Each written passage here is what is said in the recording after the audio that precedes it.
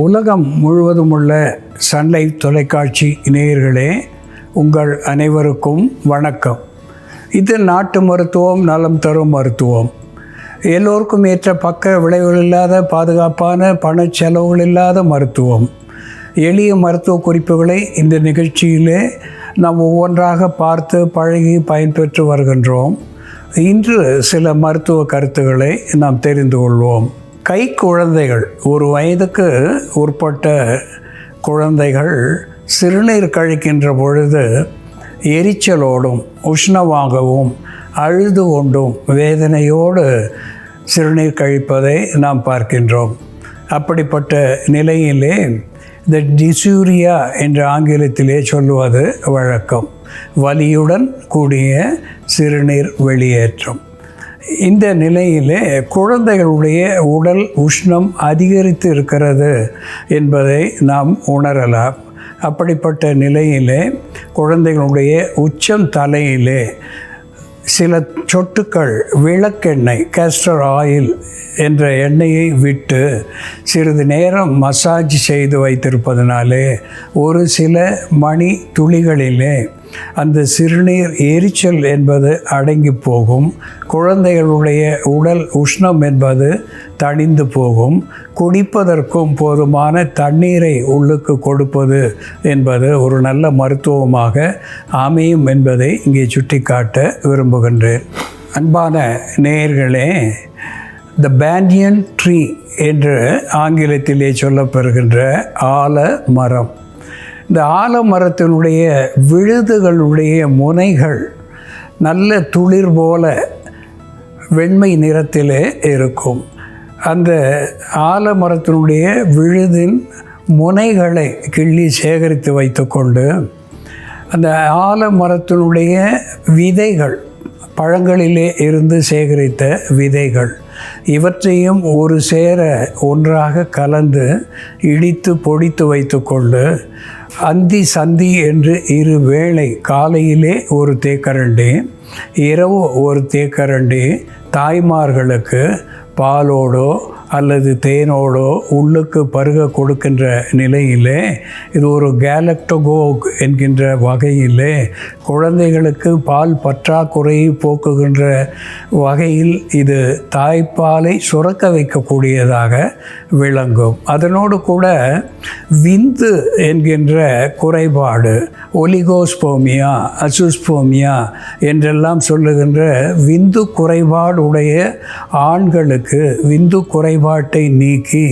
த மேல் இன்ஃபெர்டிலிட்டி என்று சொல்லக்கூடிய ஆண் மலட்டு தன்மையை போக்கி ஃபெர்டிலிட்டி என்று சொல்லக்கூடிய குழந்தை பேற்றை ஆண்களுக்கு கொடுக்கக்கூடியதாக விளங்கும். ஆண்களும் சரி, தாய்ப்பால் கொடுக்கின்ற பெண்களும் சரி, இந்த ஆலம் விழுதினுடைய துளிர் முனைகள், அதனுடைய பழ விதைகள் இவற்றை சாப்பிடுவதனாலே இந்த நலன்கள் ஏற்படும் என்பது உண்மை.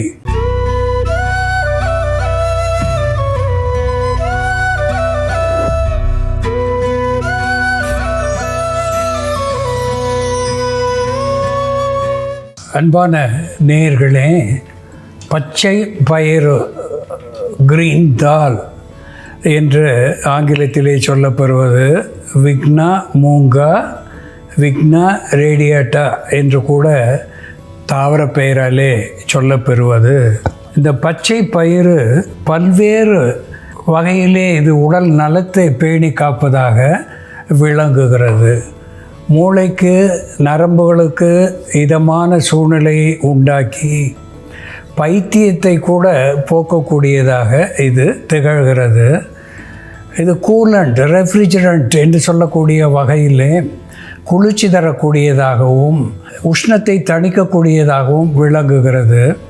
சிறுநீர் தாரைக்கு ஒரு பலம் தரக்கூடியதாக விளங்குகிறது. நரம்பு மண்டலங்களுக்கு நலம் தந்து நம்முடைய செயல் திறனை, சுறுசுறுப்பை அதிகப்படுத்தக்கூடியதாக விளங்குகிறது.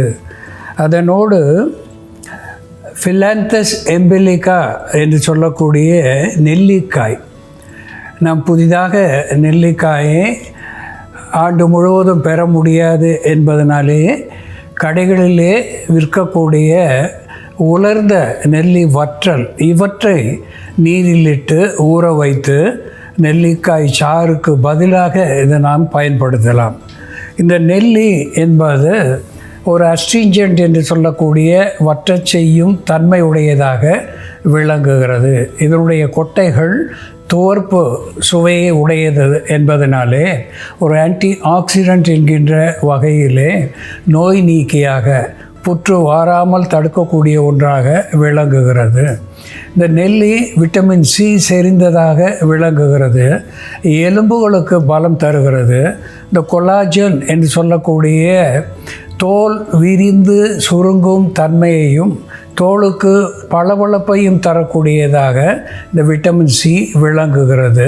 நோய் எதிர்ப்பு சத்துவத்தை தருவது மட்டுமல்லாமல் எலும்புகளுக்கு பலம் தருகிறது, நரம்புகளுக்கு பலம் தருகிறது, உடலுக்கு குளிர்ச்சி தருகிறது.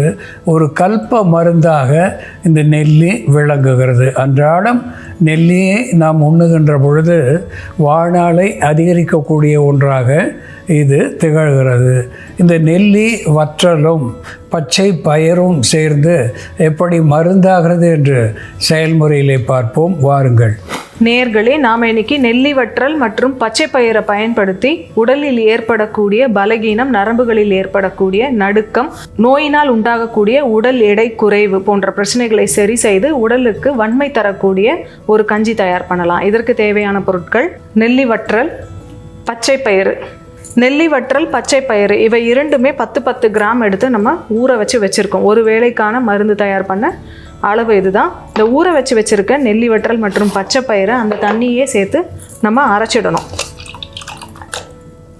நெல்லி வற்றலையும் பச்சை பயிரையும் ஊற வச்சு அரைச்சிடலாம்.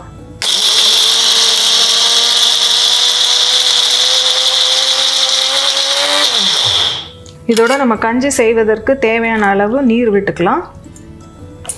கட்டி இல்லாமல் நல்லா மிக்ஸ் பண்ணிவிட்டு அதுக்கப்புறம் நம்ம ஒரு பாத்திரத்தில் விட்டு இதை கொதிக்க வைக்கணும். நம்ம அப்படியே தண்ணி கொதிக்க வச்சுட்டு இந்த பேஸ்ட் ஆட் பண்ணோம்னா கட்டி ஆகிடும். அதனால் நல்லா நீர் விட்டு கரைச்சிட்டு அதுக்கப்புறம் அதில் ஆட் பண்ணிக்கலாம். இப்போ இதை நம்ம ஒரு கஞ்சியாக தயார் பண்ணணும். இதில் நம்ம தேவைன்னா உப்பு சேர்த்துக்கலாம். ஆனால் இதில் நெல்லி வற்றல் சேர்த்ததுனால நம்ம பால் சேர்க்கக்கூடாது. பால் சேர்த்தோம்னா திரிஞ்சிடும்.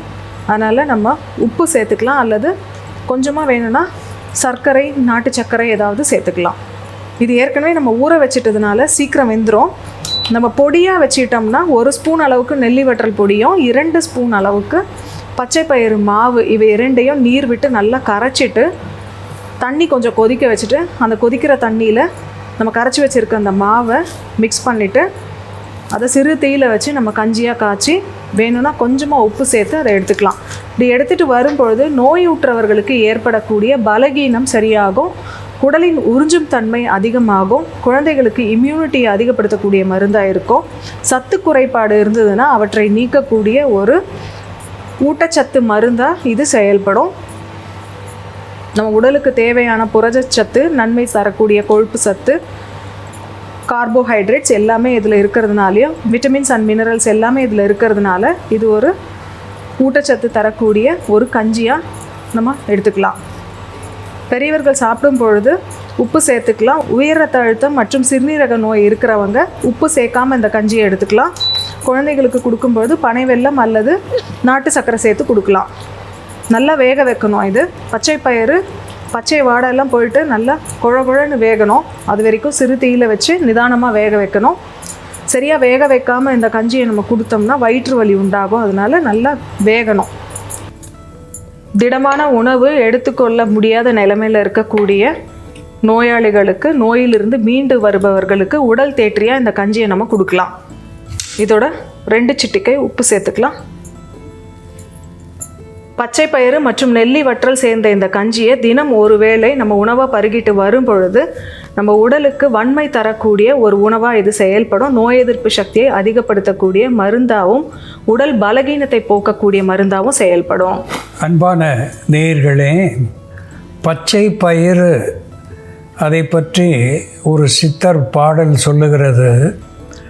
பச்சை பயிரதுதான் பாரினில் பைத்தியத்தை அச்சமர நாளும் அகற்றும் கான் என்று சொல்லியிருக்கின்றார். குறிப்பாக பைத்தியத்தை என்று சொல்லுகின்ற பொழுது, பைத்தியம் என்று சொன்னால் முழுமையான புத்தி சுவாதீனம் இன்மை என்று பொருள் பெறும்.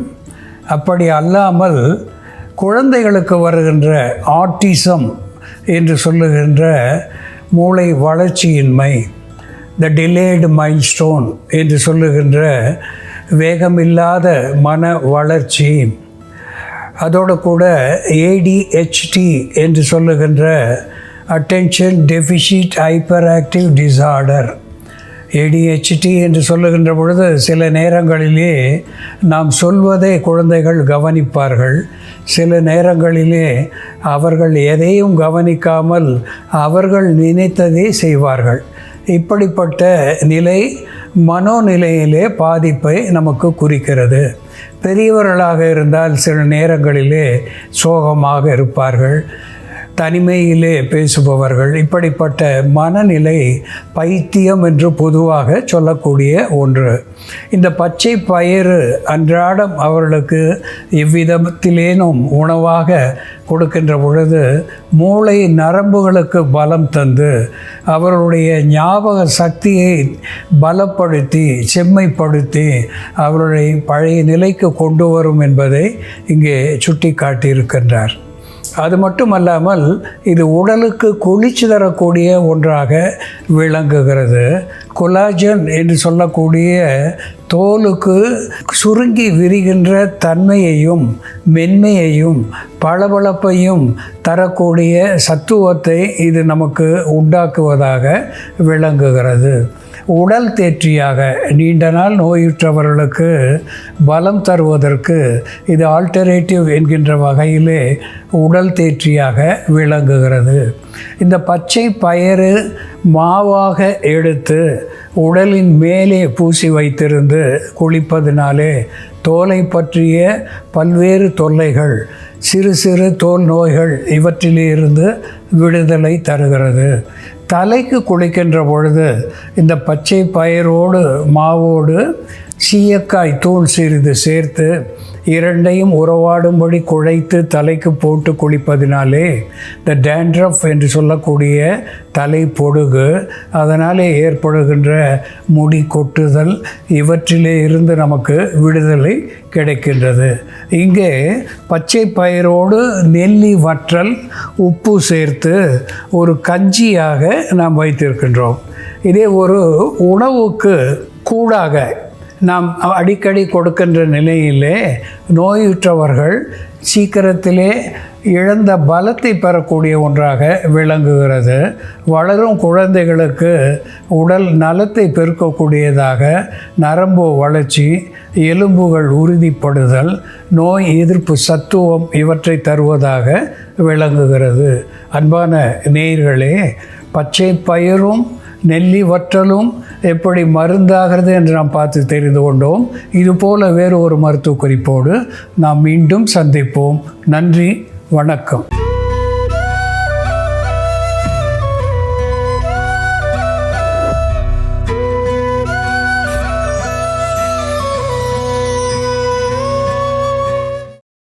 இன்னும் பல வீடியோக்களை காண சன் லைஃப் சேனலை சப்ஸ்கிரைப் பண்ணுங்க.